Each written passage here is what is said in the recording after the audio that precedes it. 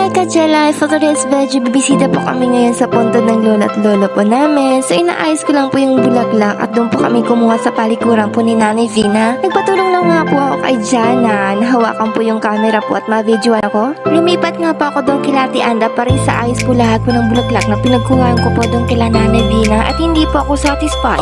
Gusto ko kasi magandang pag-aayos bago po ito mailagay doon sa puntod ni lola. Ay, ang ganda! Parang selfie pa. At lumipat na din po ako doon kila Nanay Merle para sa ayos po at lagyan po ng tali yung bulaklak. Natapos ko na po talian po yung bulaklak sa tulong po ni Lingleng. Kajila, hindi ko nga alam na nag-practice po pala si Nanay Merle sa Sabak Kadiri kaya maganda yung performance. Sabi ko nga kay Lingleng, ikaw muna mag-vlog. Hi guys, mga to kami ha? Bakaw! Kasi mama kami!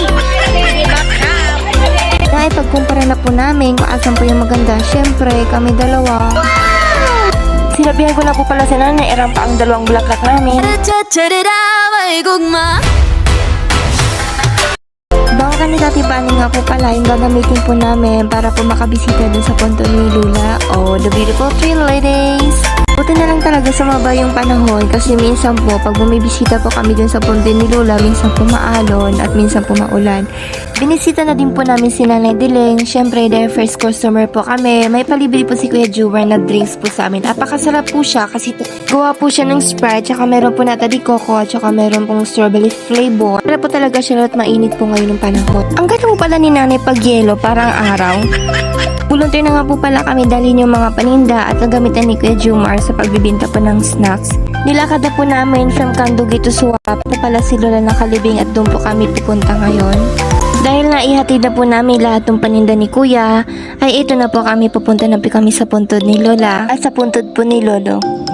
Medyo matagal-tagal na din po nang hindi ko nabisita si Lola dahil po sobrang busy. At dahil po sa libreng oras, binisita po namin si Lola at si Lola po sa puntod nila. Nailipat na po namin yung bulaklak sa may lagayan. Yung ibang bulaklak naman po, medyo lanta na po siya dahil po sa tindi ng sikat ng araw. Tumambay naman po muna kami ng ilang minuto doon po sa puntod ni Lula. Nalinisan ko na din po dito sa puntod ni Lula habang po nag-usap sila nanay at tatay.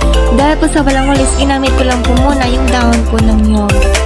Dahil nga sa medyo malamok, nakita ko nga si mama, sinindihan niya po yung mga dahon doon sa labas. Mga ilang minuto nalinisan na din po namin yung sa labas po ng puto ni Lolo.